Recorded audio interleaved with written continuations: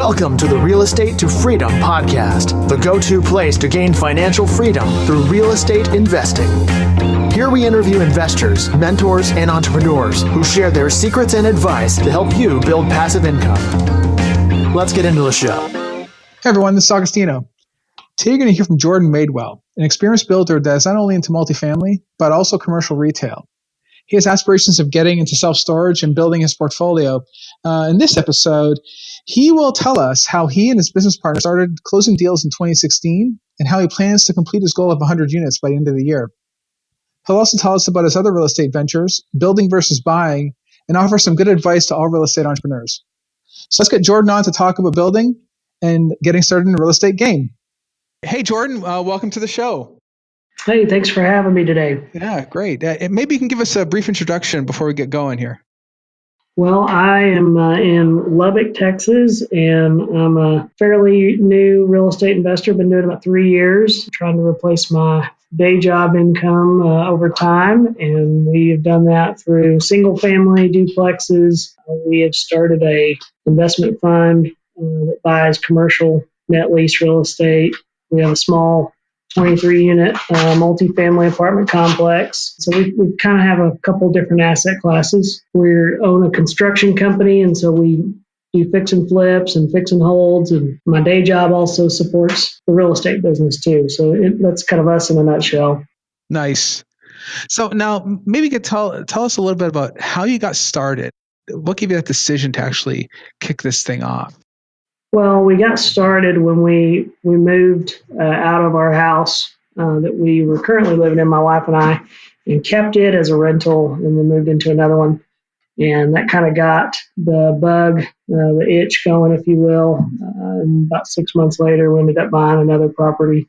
And we joke that on the way home from that house that we closed on, the second house, that we thought, man, for all the work and effort and time and energy that went into this little single family, we could be doing much bigger projects for the same effort. And so that's what started my education and research and talking to different people and learning about multifamily and commercial real estate in general. And within the year, we had purchased our 23-unit apartment complex. Wow. Now, would you say that was a very scary type of scenario, or like how did you find it? How did you decide that was the right deal for you? It was in a town that I had grown up in, and it's next to a small university. So I knew the property really well. So I guess it was kind of a little inside track, but I knew the construction, I knew the year, I knew what the rents were, I knew what that market could support. And when we offered on the project, we got it for a pretty good deal. So all of that stuff was not of real concern to me. It was a little nerve-wracking trying to offer and go under contract on a deal before I had raised the money. But I ended up partnering with a couple of guys that have thousands of units under their belt, and they obviously have a lot of credibility and a lot of track record and a lot larger investor database. And so they helped us secure that deal. So did that deal actually need to get any type of renovation or anything else like that, or that was just basically a turnkey type deal? It was fairly turnkey. There were some minor little cosmetic things here and there, restriping the parking lot, cleaning up the landscaping, switching out some lighting. I wouldn't call it a rehab, but we did do a little bit of things, what we call just putting some lipstick on it. Nice. Good. Now, maybe tell us a little bit about your most complex deal, like something that's kind of hairy and just a little rough. And what did you do with that one? Probably our most difficult deal is the one I'm currently working on, and it's a small development, and where we bought some land, and we're going through and developing the land and bringing utilities to it, and really taking all the way from engineering all the way through to construction. And we'll end up building a 6-unit multifamily townhome on it from the ground up, and then we'll lease it up after that. And so that's been by far the most tedious and difficult because it's a lot of cash up front that we have to pay, and it'll be a year before we see any return on that.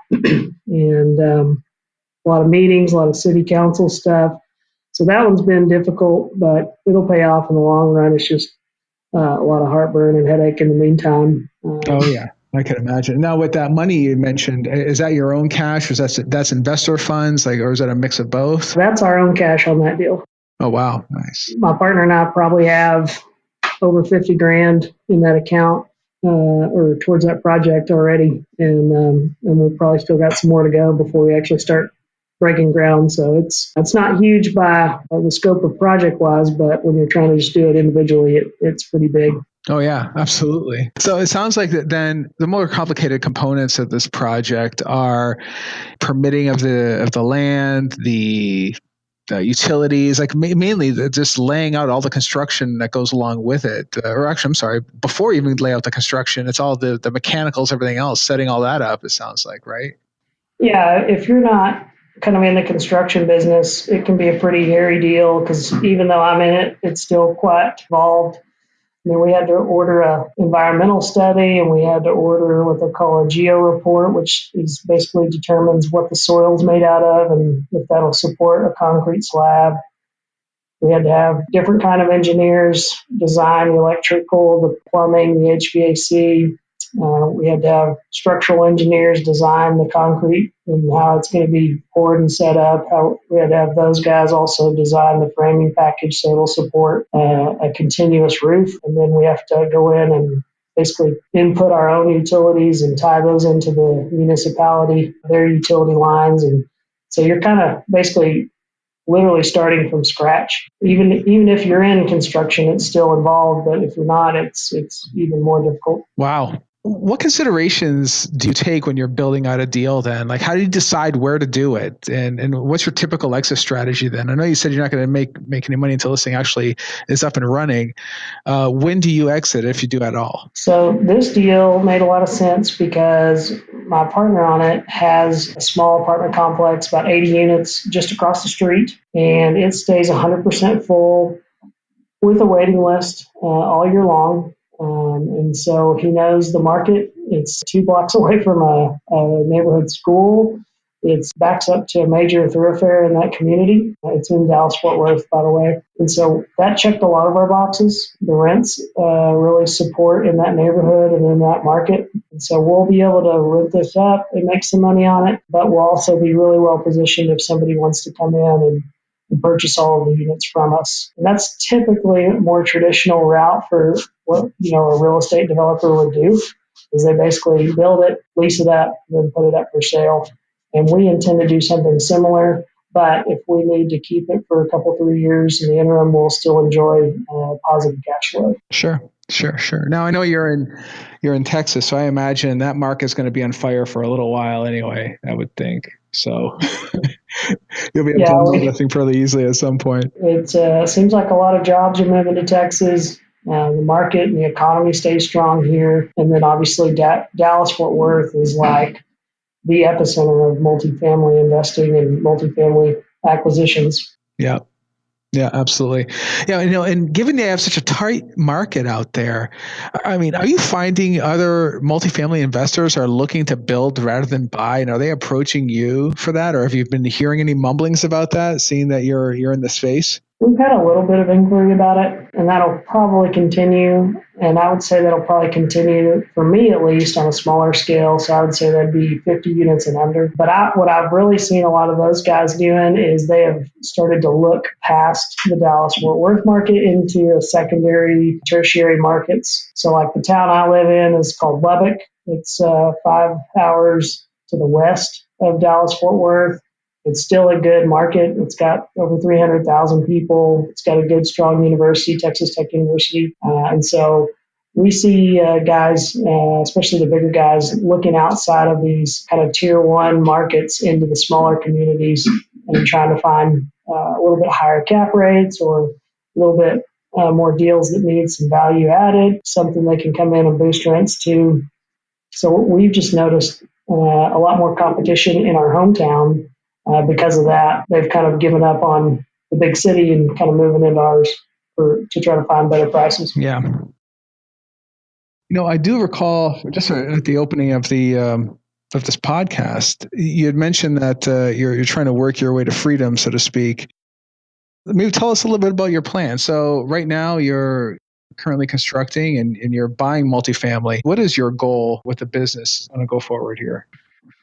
Well, I'm trying to build a real estate business on the side to complement my construction company, and we've got kind of a more or less a 3 to 5 year goal to replace our day job income. And I probably won't use that money after that. I'll probably just use that as a bigger shovel to continue to build more assets, or I guess not build, but acquire more assets. And so that's kind of our, I don't know if you'd call it a phase one goal, is just trying to kind of get to that mark. And that way we know if we, need the money, great. If we don't need the money, then, every 6 months or so, we're going to have another good chunk of money to throw at another project. And so that's kind of our first goal. And then we know that if we can hit that first goal, then we can get that doubled, in another 3 to 5 years, it'll double even quicker because we'll have that much more of a snowball that we've created. Yeah. Do you envision staying in that local area then, since you know the space, or do you think you might be attacking other markets? Both. We have in our investment, our commercial investment fund that we've got, we have purchased dollar stores is our kind of main target. And we've purchased in Oklahoma, several markets in Texas, and we even have one that we're offering on and probably going to go with a contract on in Louisiana right now. So we'll continue to move out into probably the states touching Texas and in Texas, continuing as long as the deals make sense and we feel good about the real estate and the town it's in, we'll consider it. Interesting. So these are all dollar stores. Right this minute, all of them that we have actually closed on are Family Dollars, and we have gone under contract on a fifth Family Dollar, and then we're looking at a couple Dollar Generals and Dollar Trees. So kind of that net lease makes a lot of sense to us. It's very stable. It has rent bumps every once in a while, but we also like that they pay the insurance, they pay the property taxes, they give us a repair and maintenance allowance. So it's a very turnkey investment for somebody that either just doesn't have a lot of time to put in with it or that doesn't know a lot about real estate. It's, pretty stable and pretty easy to get into. Well, not to mention too, I think that you're also protected in some regard, given that many of these larger items are easily available on, say, Amazon or Walmart.com or whatever e-commerce retailers out there. Things typically sold at the dollar store or the Family Dollar are not as accessible, I would imagine, right? So you're always going to have that customer base there, right? It's very much a convenience deal. They've gotten more into grocery over the last few years, so they're going to be longer than a convenient drive to your big box store, and so people love to just run in there and get their milk and bread and paper plates and soft drinks or whatever. But they typically try to look for locations that are far away from like your Walmarts or your Krogers or your Publix or whatever, and then they look at markets that can support it, but are too small for competition. And so they really have insulated themselves well with that. And because they've built so many in the last several years, they've increased their corporate margins with having a bigger distribution channel. So it does insulate itself just by the sheer number of dollar stores out there.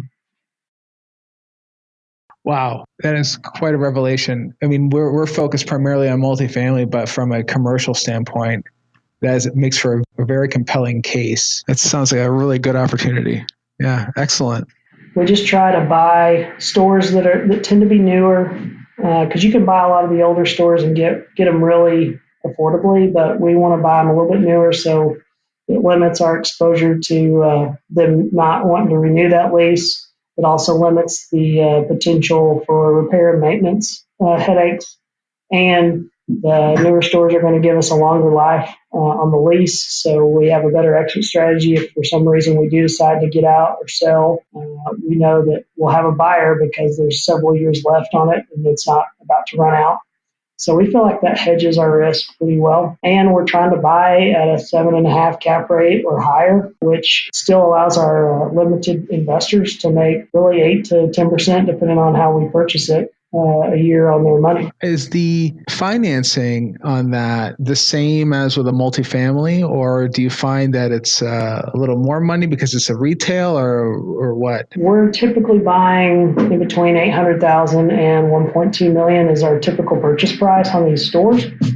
And we are getting, currently we're getting 5 to 10 year contracts with our bank loans, and they're 25-year amortizations. So they're pretty good loans. We do have the opportunity to roll those into a CMBS loan and get those as non-recourse. We have not done that as of yet, but we know that that will be available to us as we, kind of build this portfolio a little bit larger.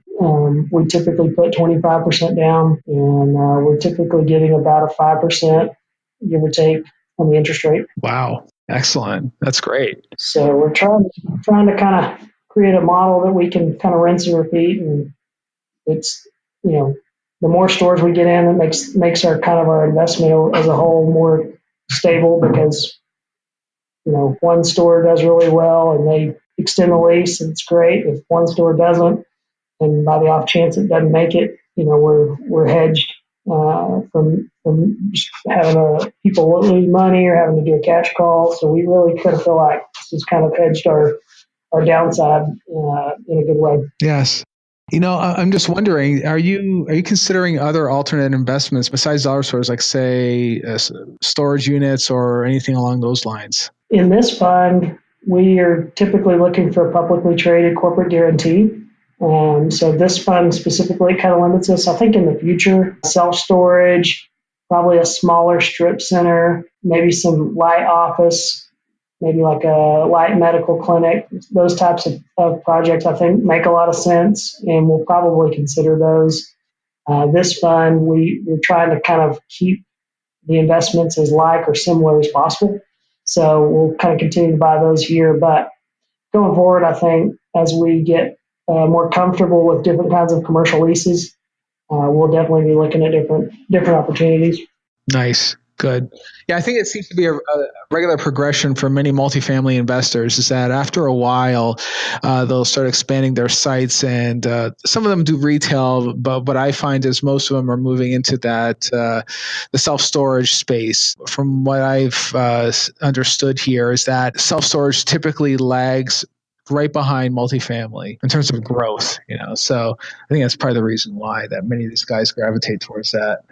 We've looked at a lot of self-storage, and then also if you can kind of find the people to operate at mobile home parks, have really good returns as well. But it's the same concept. It's low maintenance. A lot of them are automatically bank drafted for the payments every month. Upkeep is very minimal, and the occupancies are typically really stable. So they don't typically have a lot of fluctuating.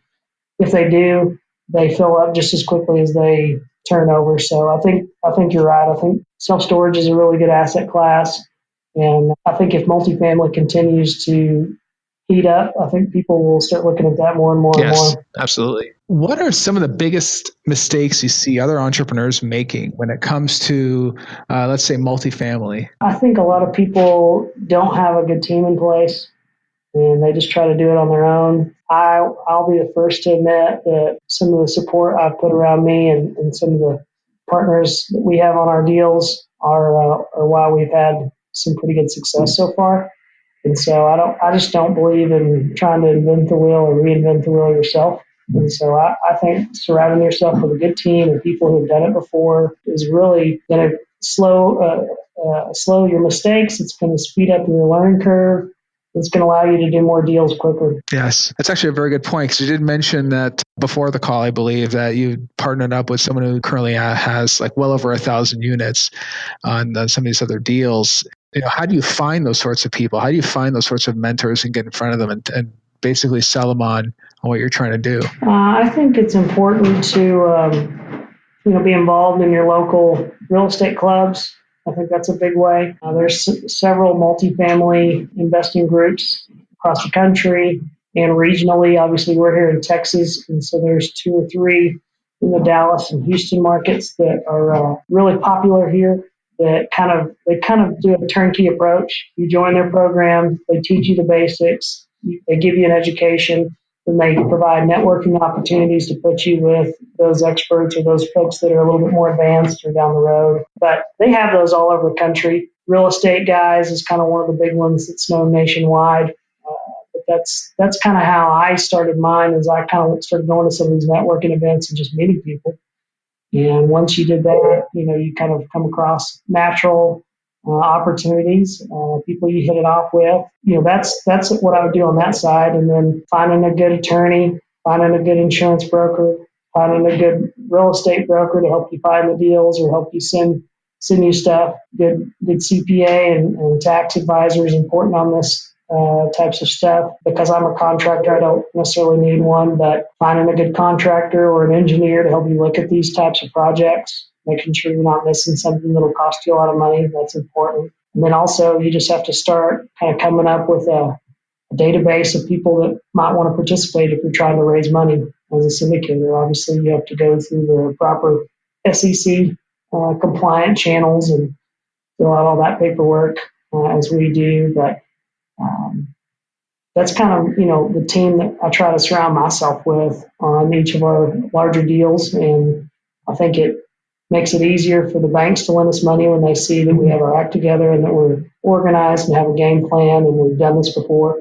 But yeah, I think that's kind of why we've been able to do as much as we've done. Well, you touched on these partnerships, and how does it correlate with capital raising? Do you find that many of these partners also help you in terms of actually funding the deals, or are they helping you raise the money you need to really close? Both. We kind of have a belief that we should have at least some of our own physical dollars in every deal. That way, at the very least, we're aligned with our investors. And we just feel like if you can't eat your own cooking, then why would anybody invest with you? That's right. But if you don't think the deal's good enough, why don't you put your own money in it? But the other deal is,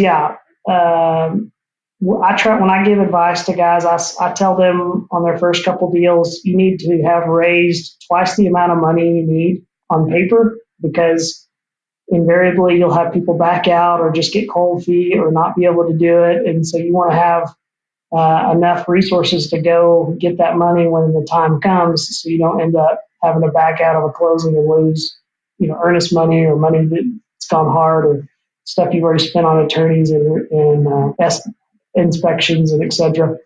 But yeah, a lot of those guys will already have databases of people that they can, send an email blast out to or pick up the phone and call.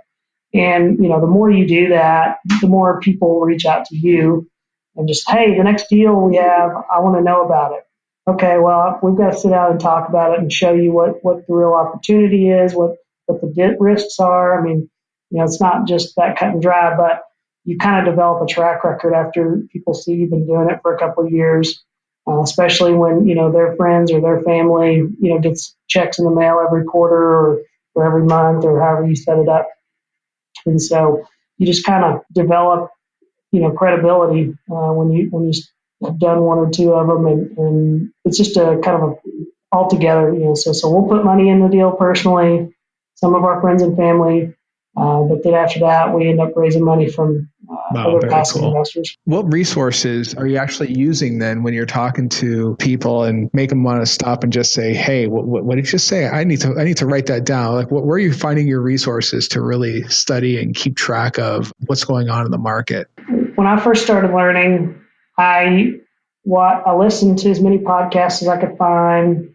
I watched YouTube. Bigger Pockets podcast was a big one. I read a book called The ABCs of Apartment Investing. It's a Rich Dad book. It's really good, Ken McElroy.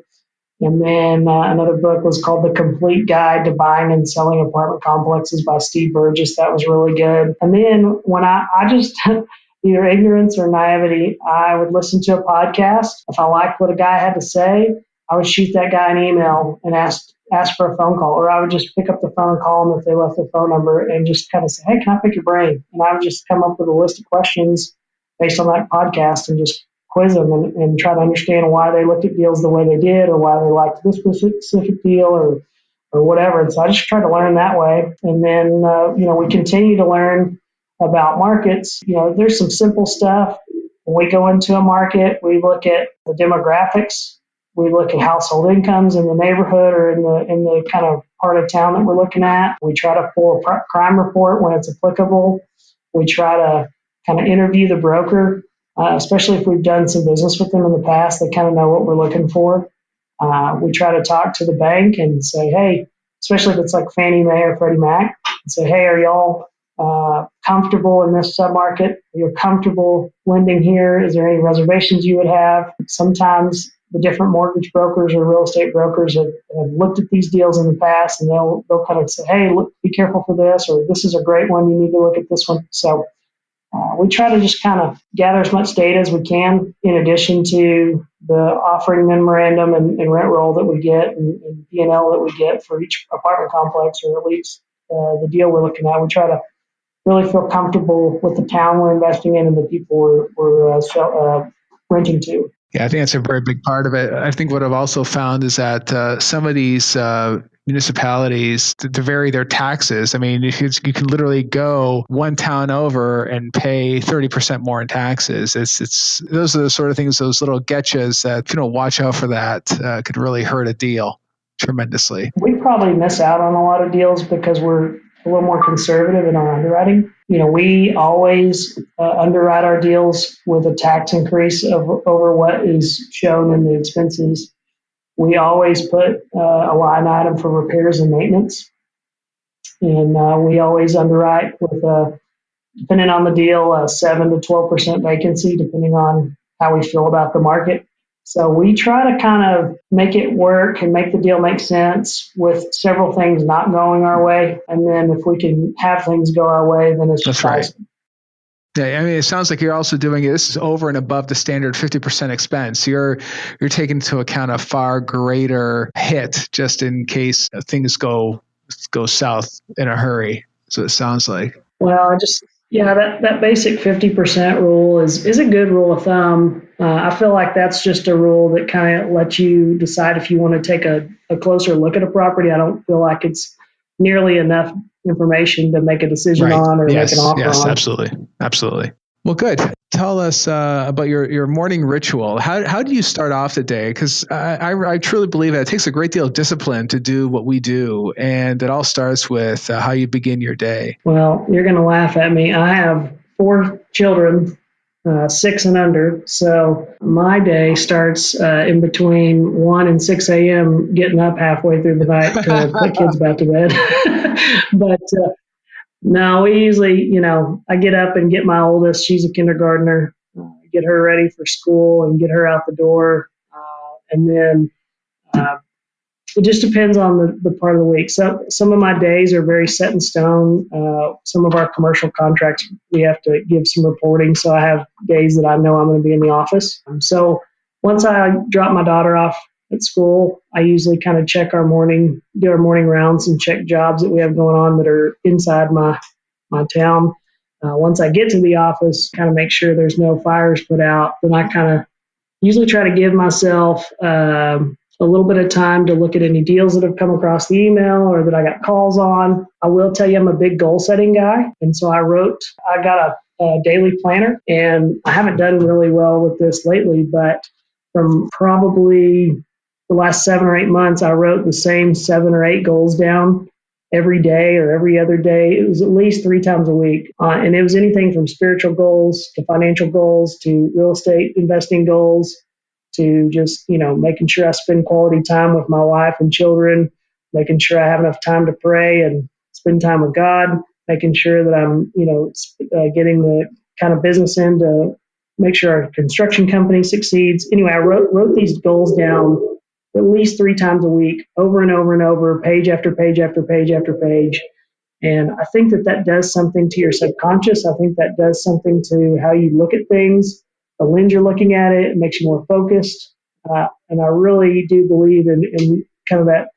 That's not what I would call your traditional goal setting, but it keeps it on the forefront of your mind, which is going to make you go after it. Absolutely. No, I'm a big believer in that. I have a daily one. I do the same thing every day, at least once a day. And that's actually something right out of Napoleon Hill, and Grant Cardone talks about it in his 10X rule.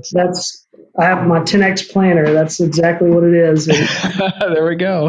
every day at 10 a.m., I have a reminder that goes off on my iPhone that kind of reminds me of my top two or three. And so just top of mind presence, I think, is incredibly important.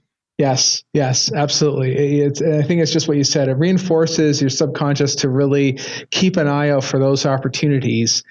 And it's through that repetition that really enforces those goals. Yeah, big believer in that. And that's part of it, again, goes back into the whole discipline. You really need discipline around this business. Well, you have to be intentional about your life.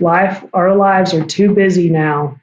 It's too easy to just let life happen and go home and watch TV and just relax. And don't get me wrong, I still do that, but if I don't become intentional about pushing towards these things, I won't do them. I just, whether I'm a disciplined individual or not, I'm going to inherently do what's easy. And so I've got to put these things in place so I push towards my goals. So. Now, would you say that is probably the personality trait to be successful in the real estate game? I think it's a big factor. I don't know if I could give you one overarching personality that makes a difference, but I think goal setting is major. I think the problem you'd asked me about kind of where I get my resources, I think there's a really big problem in real estate investing and real estate investors is there's an inherent thought that you have to keep learning. And there's something else I got to know or something else I don't know how to do or what if? And I think at some point you're going to know enough, you just need to act. And I think a lot of people in our industry or our circles, they kind of miss that because they get paralysis of analysis or they just are too scared to pull the trigger. And I don't mean to just be, you don't, I'm not saying you should just be flippant and careless and reckless and just go for it. You should be smart in how you're doing your deals or going after them. But at some point, enough, you need to act on what you're looking at. And so I think the ability to commit and just do it is half of the battle because you're not gonna learn some things until you go through them. Yes, and that leads me to my next question about aspiring. What advice you have for aspiring investors? And that sounds like it then, right? Well, I would say, yeah. I mean, find those people that have done what you want to do, and I do this in all aspects of my life, or at least I try to. I mean, I try to find spiritual people at my church that I want to be like spiritually, and I go quiz them and I go ask, I take them to coffee. I find guys that are doing what I want to do in my construction industry and they're just ahead of me, and I go pick their brain, I take them to lunch. I found guys in the real estate investing world that, man, they're killing it and they're knocking down deals left and right, and I pick their brains and I shoot them emails and I text them and I call them and I learn from them. And then once I've kind of feel like I've gotten what I need to do, or when they say that's it, and I go do it. Now it's back on me. I've got to go do it if I'm going to do it. And so I think there is definitely a little bit of learning, but then you have to do. But the cool part is once you've done and once you've acted, now you can take that back to all those same people and go, okay, this is what I did. And they'll go, oh, you shouldn't have done that. Or, oh, that was great. Now do it this way the next time. And so you have something to learn off of.